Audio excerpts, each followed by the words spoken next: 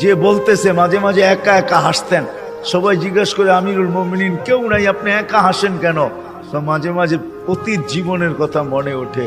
বকরি পর্যন্ত চালাইতে পারতাম না, রাখাল ছিলাম, বকরি চড়াইতে পারতাম না, ডেলি একটা না একটা হারায় আসতাম, আর খালা ইচ্ছা মতে ডেলি মার দিত। আজকে তো আমি 3 মহাদেশের রাজা। কয় মহাদেশের? Europe, Asia, Russia. আগে মহাদেশ 3টাই ছিল, বাকিটি পরে আবিষ্কার হয়েছে। ইতিহাসের পাতায় টোকায় দেখলে আমারটা সত্য হবে। আগে মহাদেশ 3টাই ছিল, শুধু এশিয়া, রাশিয়া, ইউরোপ, এই 3টা ছিল। বাকি আমেরিকা, অস্ট্রেলিয়া এগুলা সব পরে আবিষ্কার হয়েছে। ওই যুগে ছিল না এগুলা। এটা তো সমুদ্রের ভিতরে লুকানো ছিল, মানুষ পড়ে বাহির করছে। কি যুবক, ঠিক তো? সত্য তো? তোমাদের শিক্ষা এটা বলে তো 3টাই ছিল, 3 মহাদেশের রাজা। একা একা হাসে। আল্লাহ আপনাকে পিছিয়ে নিবেন না। আমাদের শিক্ষিত মানুষগুলা ভাবে যে যদি আমি আল্লাহ পাওয়ায় লেগা যাই তাহলে মনে হয় আমি সুফি হয়ে যাবো। সুফি সব বুঝি ছেড়ে দিতে হবে।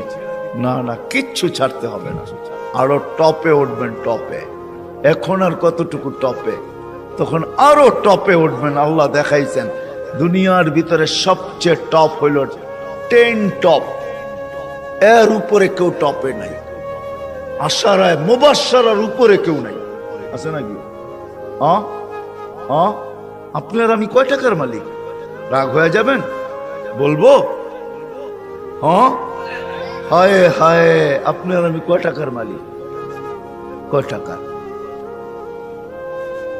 আব্দুর রহমান ইবনে আউফ রাদিয়াল্লাহু তাআলা আনহু যখন মারা যায়, নগদ ক্যাশ টাকা ছিল 47 লক্ষ কোটি টাকা। কত? জি। আপনার বাজেট এবার কত হয় দেখেন, হয়তো 7 লক্ষ কোটি টাকা হবে, নাহলে 7.5, নাহলে 8 লক্ষ কোটি টাকা। এর বেশি বাংলাদেশের বাজেট হবে না। গত বছর হয়েছে এর চেয়ে কম, 7 লক্ষ কোটি টাকা হয়েছে। এবছর 8 লক্ষ কোটি টাকা হবে বাজেট।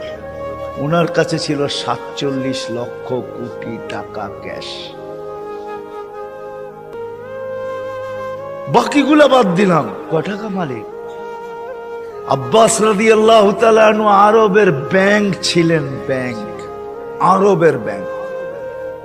আল্লাহ রসুল যখন দুনিয়াতে আসেন তখন পুরো আরব ভূখণ্ডে একটা ব্যাংক ছিল, ব্যাংক আব্বাস। আল্লাহ রসুলের